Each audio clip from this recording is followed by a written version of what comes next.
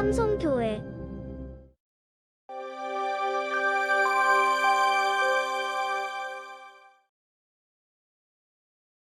할렐루야!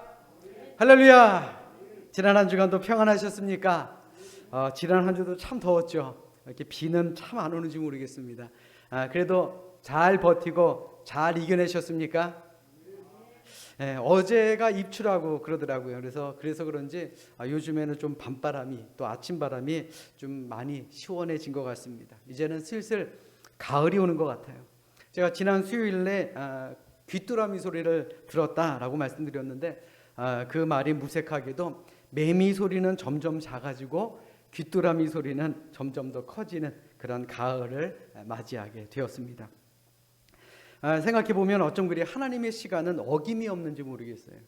이 계절이 가고 나면 또 다른 계절이 오고요. 그 계절이 가고 나면 또 다른 계절이 오죠. 이토록 더웠던 우리 여름 끝날 것 같지 않았어도 이 여름에는 분명히 끝이 있습니다. 그 희망이 있기 때문에 우리가 힘든 여름도 잘 버티고 이겨냈던 것 아니겠습니까? 세상 모든 것에는 끝이 있습니다. 유럽을 강타했던 흑사병도요, 어느 한순간 끝이 났습니다. 그리고 우리의 많은 관심 또 우리의 많은 걱정을 하게 만들었던 메르스도 어느 한순간 끝이 났습니다. 저는 이 코로나 역시 반드시 끝날 것이다 라는 믿음이 있습니다. 하나님의 시간, 하나님의 뜻, 또 하나님의 관심이 있다면, 또 하나님의 계획이 있다면 반드시 끝은 오게 될 줄로 믿습니다. 물론 사회적 거리두기가 앞으로 2주간 또 연장되었다라고 하기는 하지만 저는 이것도 분명히 끝이 있음을 믿습니다. 여러분들 그거 아십니까? 우리나라 한 해 교통사고로 죽는 사망자가 몇 명 정도 되신다라고 생각하십니까? 매해 3,000명이 훌쩍 넘는다 그럽니다. 그리고 감기나 독감으로도요, 매년 2,000명에서 3,000명 정도가 사망한다라 그러죠. 저는 이번 코로나 사태는 그 바이러스 자체의 위험성보단 심리적인 위험성이 더 큰 것이 아닌가라는 그런 조심스러운 생각도 하게 됩니다. 물론 조심할 것은 조심해야죠. 그런데 더욱 중요한 것은 이 두려움을 없애는 우리의 마음가짐 아니겠습니까? 이 코로나 역시 분명히 끝이 있음을 기억하시고 이 어렵고 힘겨운 시기를 잘 이겨낼 수 있는 건강한 몸과 건강한 마음 그리고 건강한 믿음의 사람들이 되시기를 주님의 이름으로 간절히 축원합니다. 자, 우리 옆에 있는 분들과 이렇게 인사합니다. 우리 조금만 더 힘냅시다. 그래요. 몸이 약해지는 것도 문제지만요, 믿음 약해지는 게 더 큰 문제입니다. 자, 우리 옆에 있는 분들과 다시 한번 인사하겠습니다. 믿음 약해짐을 주의합시다. 그래, 우리 모두가 이 위기 앞에서 믿음 약해지지 마시고 늘 건강한 몸 그리고 건강한 마음 그리고 건강한 믿음을 가지시기를 주님의 이름으로 간절히 축원합니다. 자, 우리 성경을 높이 듭니다. 우리 성경을 높이 들고 우리의 믿음을 고백합시다. 자, 우리 성경을 높이 들고 우리 믿음을 고백합니다. 저는 예수 믿어 구원받았습니다. 저는 예수 믿어 하나님 자녀 되었습니다. 저는 예수 믿어 천국 백성 되었습니다. 하나님께서 선물로 주신 오늘 하나님 말씀으로 가르침을 받습니다. 눈을 열어 주의 법 안에 있는 놀라운 진리를 보고 깨닫게 하소서. 아멘으로 순종하여 하나님께 영광 돌리는 삶이 되게 하소서. 아멘. 그런 삶을 사시기를 주님의 이름으로 축원합니다. 올해 우리는 에스라와 느헤미야의 말씀을 함께 묵상하면서 이 회복되어가는 이스라엘에 대해서 함께 은혜를 나눴습니다. 모든 것이 파괴되었고 모든 것이 멸망할 수밖에 없었던 이스라엘 또 예루살렘 성전이 에스라와 느헤미야를 통해서 다시금 회복되는 그런 회복의 역사에 대해 함께 은혜를 나눴습니다. 그리고 이번 주부터는 구약 시대를 살아왔던 이 선지자들에 대한 행적과 그들의 예언을 함께 나누면서 선지자를 통해서 이스라엘에게 주시는 그 하나님의 말씀, 그 일을 통해서 오늘날 우리에게는 과연 하나님이 어떤 말씀을 주시는가, 여러분들과 함께 희망의 메시지를 나누려 합니다. 그리고 오늘부터 우리는 이 예레미야라는 선지자에 대해서 함께 말씀을 나눌 것인데요, 이 예레미야 선지자가 활동하던 시기는 아직 이스라엘이 바벨론에게 멸망당하기 이전이었습니다. 그러니까 우리가 흔히 예레미야라고 하면 을의 눈물의 선지자라는 표현을 많이 사용합니다. 그도 그럴 수밖에 없었던 이유는 이 예레미야가 살던 당시에는 이스라엘 주변으로 너무나도 복잡한 국제 정세가 있었기 때문에 그렇습니다. 오늘 본문의 배경이 되는 예레미야 시대를 보면 몰락하고 있는 아수르와 그리고 그 약화된 틈에서 팔레스타인의 패권을 차지하고자 하는 그런 애굽이라는 나라와 그리고 신흥 강대국 바벨론의 투쟁이 이 이스라엘 백성들 눈앞에서 펼쳐지게 됩니다. 여러분들에게 지도 하나를 보여드리도록 하겠습니다. 여러분들 지도 잘 보십시오. 지금 여러분들에게 보여드리는 지도는요, 당시 이스라엘 주변을 보여주는 지도입니다. 그러니까 이스라엘, 예루살렘 옆으로는 강대국 바벨론 제국이 있죠. 그리고 그 위를 보십시오. 그 위를 보면 무너져 가고 있다라고 하기는 하지만 아수르라는 강대국이 또 있습니다. 그리고 그 위를 보시면 메대 제국이라는 곳이 있고 또 아래로는 애굽, 즉 이집트가 자신의 힘을 과시하던 그러한 시기였습니다. 그러다 보니 그 사이에 낀 것이 이스라엘이었고, 그러다 보니 이스라엘이 과연 어디에 줄을 서야 될지, 누구의 도움을 받아야 될지 많이 근심하고 걱정하던 시기였다라는 말입니다. 더욱이 이 국가적인 위기라도 하나님의 말씀을 따르고 살았다라고 하면 참으로 좋았겠지만, 이 당시 유다는 우상 숭배가 심했고 또 거짓 예언자들이 난무했던 그러한 시기였습니다. 그러니까 한마디로 유다는 정치적으로 도덕적으로 타락했고, 그리고 백성들 스스로도 하나님이 아닌 우상을 찾아 헤매는, 그래서 하나님으로부터 멀어지는 영적 위기를 겪던 그러한 시기였다라는 말입니다. 우리가 흔히 난세 영웅이라는 말을 많이 사용하지요. 위기가 있었을 때 그 위기를 이겨낼 수 있는 영웅이 도착한다. 이러한 위기의 상황 가운데서 하나님께서는 예레미야를 부르시고 그에게 사명을 주셨습니다. 그는 주전 650년경에 출생해서 하나님의 부르심을 받는 나이가 바로 20살 전후반, 24살 정도 되지 않았을까 하는 젊은 나이에 그는 선지자의 소명을 받았습니다. 그리고는 약 40년 동안 열방에 하나님의 말씀을 전파했던 그런 선지자였습니다. 오늘 본문 이전 2절의 말씀해 보십시오. 예레미야가 부르심을 받은 시기를 보면 아몬의 아들 유다 왕 요시야가 다스린 지 13년에 여호와의 말씀이 예레미야에게 임하였다라고 성경은 말하고 있습니다. 즉 당시에는 요시야 왕이 사역을 하던 그런 시기였다라는 것입니다. 그러니까 우리가 잘 알고 있듯이 요시야 왕은 어떤 사람이냐, 저물어져가는 유대 왕국에 우상을 타파하고 성전을 새롭게 개혁한 좋은 왕이었습니다. 비록 요시야 왕이 하나님의 마음에 합한 사람이었지만 이 국제 역학 또 국제적인 관계 속에서 침략해오는 이 애굽과의 전쟁 속에서 그는 안타깝게도 전사를 하게 됩니다. 그리고 그때부터 유다는 급속한 쇠락을 맞이하게 되었고 결국 이스라엘은 바벨론에게 멸망을 당하게 됩니다. 생각해보면 이처럼 나라 안팎으로 좋지 못하고 불안할 때 내가 스스로 선지자가 돼서 이스라엘 백성들에게 하나님의 말씀, 하나님의 뜻을 전하겠다라고 손들 수 있는 선지자는 아무도 없었을 것입니다. 그럼에도 하나님은 시대와 또 상황과는 상관없이 그의 택한 사람을 부르신다라는 것입니다. 그리고 이런 부르심은 예수 믿고 구원받은 오늘날을 사는 우리에게도 마찬가지입니다. 한마디로 크든지 작든지 간에 우리는 하나님의 부르심을 늘 듣고 산다라는 말입니다. 저는 이 코로나 사태에도 분명 하나님의 부르심이 있다라고 생각합니다. 비록 우리가 코로나로 거리 두기를 해야 한다라고 하기는 하지만 그렇다고 해서 하나님과 거리 두기를 해서야 되겠느냐라는 말이죠. 교회에서 온전한 예배를 드리지 못한다라고 해서 하나님의 부르심이 없구나라고 생각해서는 안 된다라는 말입니다. 지금도 하나님께서는 여러분들 각 사람의 마음에 들어오셔서 조용히 말씀하시는 그 하나님의 음성, 저는 이 코로나 시기에도 분명한 하나님의 음성이 있다라고 믿습니다. 하나님은 지금도 여러분들을 부르십니다. 더 나아가 여러분들의 마음속에 말씀하시는 그 하나님의 작은 음성이 있을 줄로 믿습니다.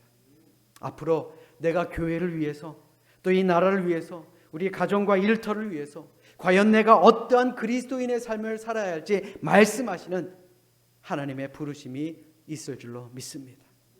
아멘. 아멘. 그러므로 이러한 부르심에 과연 우리가 어떻게 반응해야 하며 이러한 부르심에 어떻게 응답해야 되는지 오늘 말씀을 통해 함께 은혜를 나누고자 합니다. 우선은요, 부르심이라는 게 무엇인지 한번 생각해 봐야 합니다. 하나님의 부르심에는 두 종류가 있다 그러죠. 하나는 자원하는 경우, 그리고 두 번째는 징집되는 경우. 그러니까 한마디로 내가 하겠습니다 손드는 경우와 네가 하라고 끌려가는 경우, 이 두 가지가 있다고 합니다. 이사야 6장의 말씀에 보시면 이사야가 예루살렘 성전을 위해서 기도합니다. 그런데 그는 환상 속에 하나님의 탄식을 듣게 됩니다. 이사야 6장 8절의 말씀에 보시면 내가 또 주의 목소리를 들으니 주께서 이르시되 내가 누구를 보내며 누가 우리를 위하여 갈꼬 하시니 그때에 내가 이르되 내가 여기 있나이다 나를 보내소서라고 고백합니다. 이사야 선지자는 하나님께서 필요하실 때 스스로를 헌신한 사람입니다. 주님, 내가 여기 있습니다. 주님, 나를 보내주시옵소서. 어느 누가 보아도 가장 완벽한 타이밍에 주님의 부르심이 또 주님의 부르심에 응답이 일어난 것입니다. 이것이 부르심에 대한 자원이죠. 그런데 오늘 본문의 예레미야는 그렇지 않았습니다. 오늘 본문 5절의 말씀 보십시오. 내가 너를 모태에 짓기 전에 너를 알았고 내가 배에서 나오기 전에 너를 성별하였고 너를 여러 나라의 선지자로 세웠노라 하시기로. 이 말은요, 내가 너 택했어, 내가 너 찜했어, 내가 선지자로 너를 세우기로 이미 너 태어나기 전부터 결정했어. 즉 강압적인 권위에 가깝습니다. 과연 이때 예레미야는 뭐라고 반응합니까? 오늘 보면 6절의 말씀 보십시오. 내가 이르되 슬프도소이다. 주 여호와여 보소서 나는 아이라 말할 줄을 알지 못하나이다. 주님의 부르심에 순종하지 못한다라는 것입니다. 주님, 저 너무너무 슬퍼요. 왜 저를 택하셨습니까? 주님의 부르심에 순종하지 못한다라는 것입니다. 우리는 언뜻 이해가 안 될 수도 있습니다. 그런데 당시 예레미야는 20대로 추정됩니다. 너무나도 젊은 나이입니다. 그러니 당연히 저는 아직은 선지자의 직을 감당하기에 부족합니다 라고 말할 수밖에 없지 않겠느냐라는 말입니다. 그런데 이런 부르심은 우리 교회 안에서도 마찬가지입니다. 우리에게도 교회 안에 여러 사역이 나 스스로가 준비되지 않았는 것 같은데도 맡겨지는 경우가 있습니다. 그럴 때 참으로 난감하죠. 이걸 해야 되나 말아야 되나? 내가 능력이 없는 것 같은데 이걸 맡아서 내가 망치면 어떻게 하지? 그런데 변하지 않는 한 가지는요, 하나님은 사람을 통해 역사하신다라는 것입니다. 특별히 교회 공동체는 하나님께서 택하신 사람들, 그 믿음의 사람들을 통해서 하나님의 뜻을 이루어 가심을 믿는 우리 모두가 될 수 있기를 주님의 이름으로 간절히 부탁드립니다. 그러므로 성도를 향한 하나님의 마음은 저와 여러분들이 아이의 자리가 아니라 주님의 몸된 자리를 섬기는 그리스도의 일꾼으로 살아가고 또 그리스도의 일꾼으로 자라나는 데 있습니다. 이러한 주님의 뜻을 깨닫는 것, 그것이 우리 믿음의 성숙이 된다라는 것, 우리는 이것을 늘 기억해야 하는 것입니다. 우리 스스로에게 한번 물어보십시오. 과연 나는 누구인가? 여러분들 스스로에게 한번 물어보십시오. 나는 하나님에게 과연 어떤 사람인가? 우리 모두는요, 그리스도의 일꾼입니다.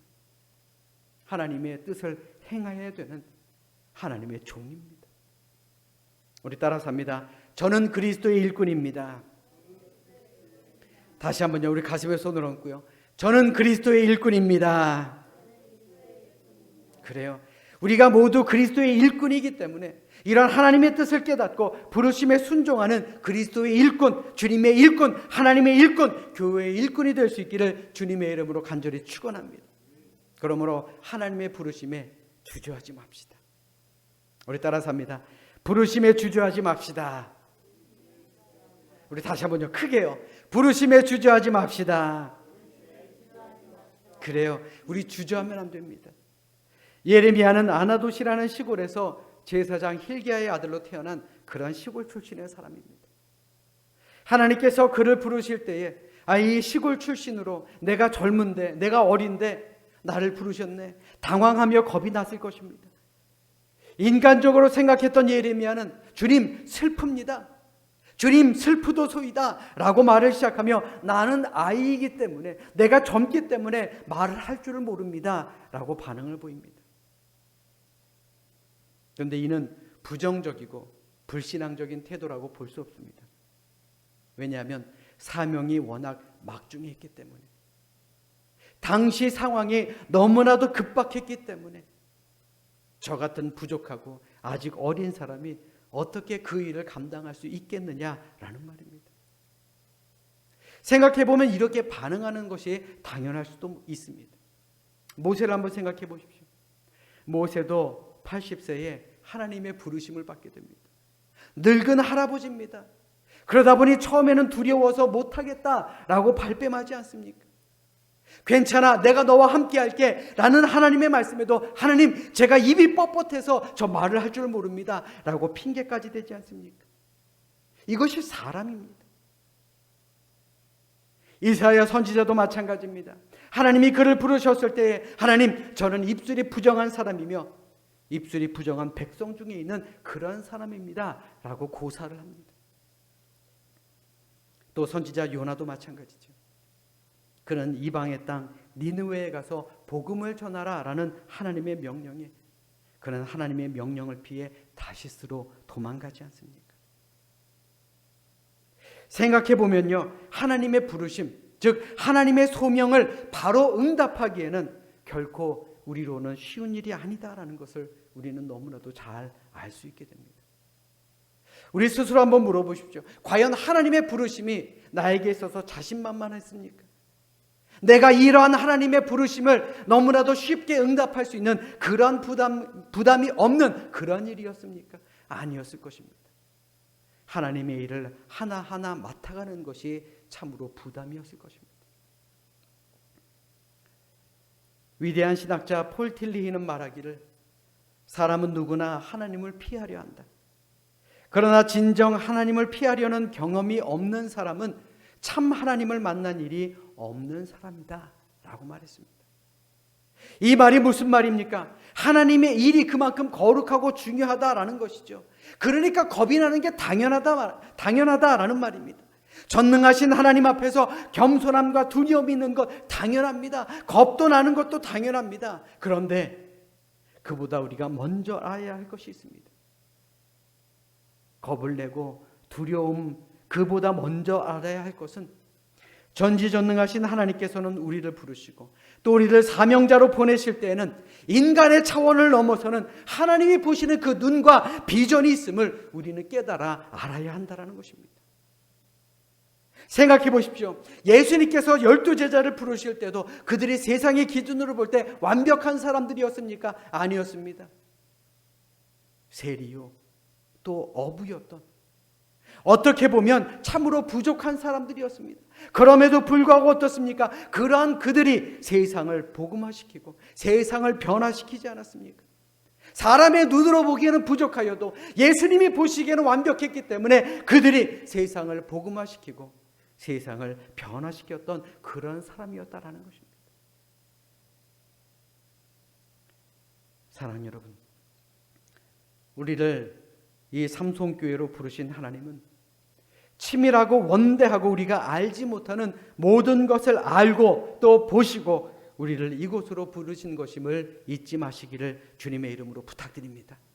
하나님이 우리를 불러주셨습니다. 그러므로 주저하지 맙시다. 하나님의 부르심 앞에 주저하지 말고 담대하고 또 강하게 응답할 수 있는 우리 모두가 될 수 있기를 주님의 이름으로 간절히 부탁드립니다. 그러므로 하나님 부르실 때 이렇게 대답하십시오. 주님, 내가 여기 있습니다. 주님, 내가 여기 있나이다. 나를 써주시옵소서.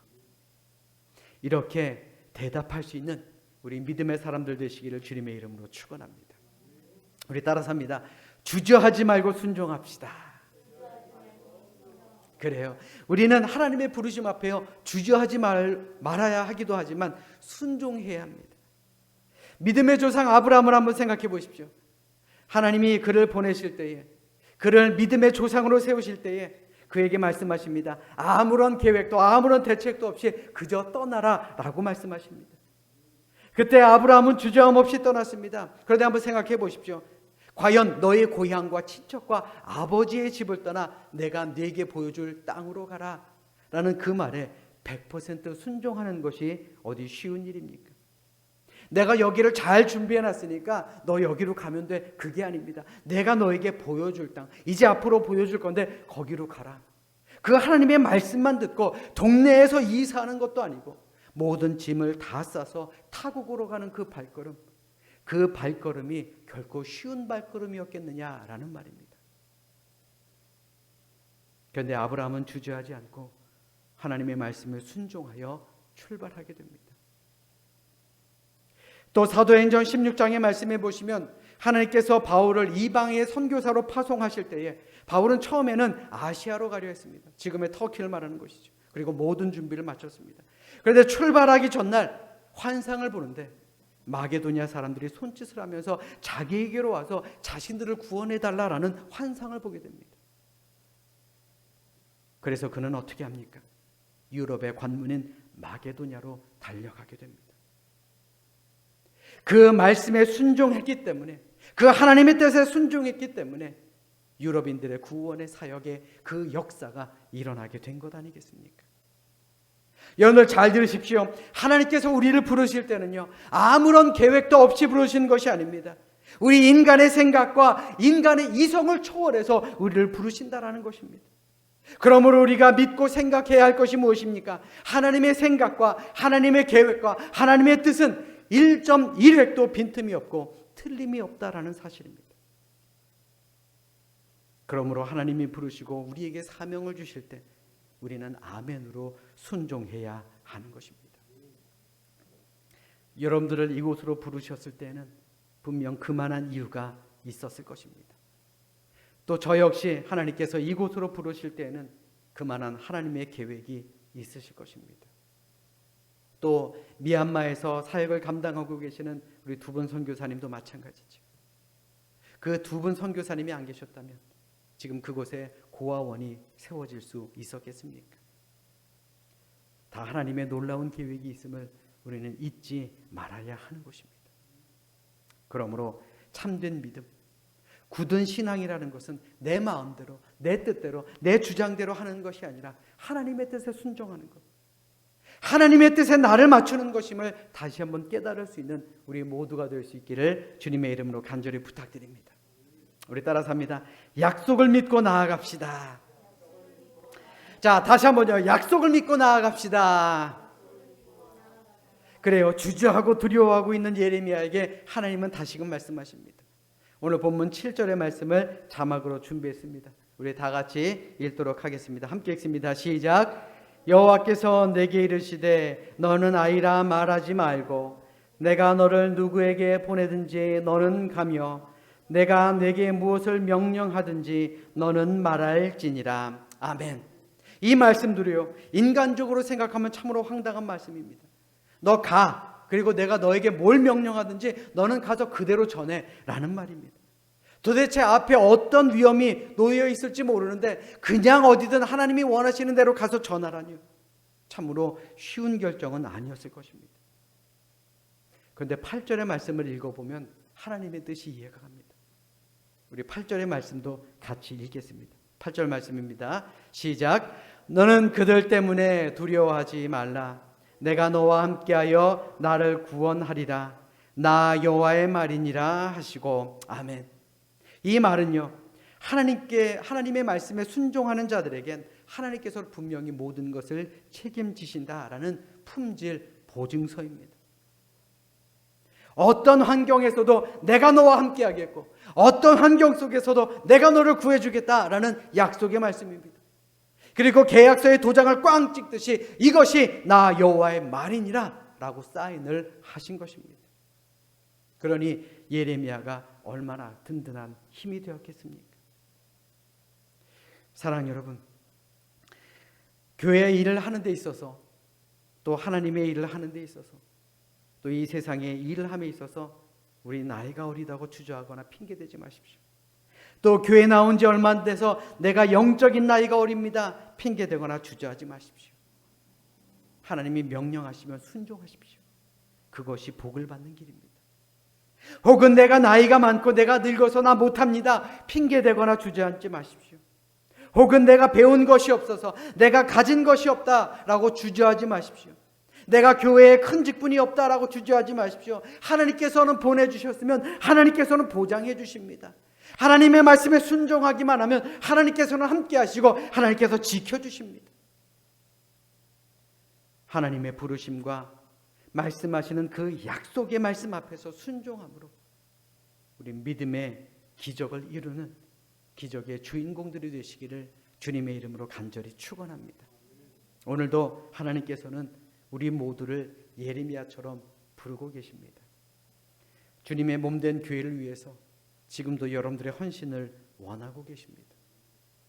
뿐만 아니라 이 땅 위에서 하나님을 알지 못하고 살아가는 사람들에게 여러분들을 통해 하나님의 뜻이 전달되기를 원하고 계십니다.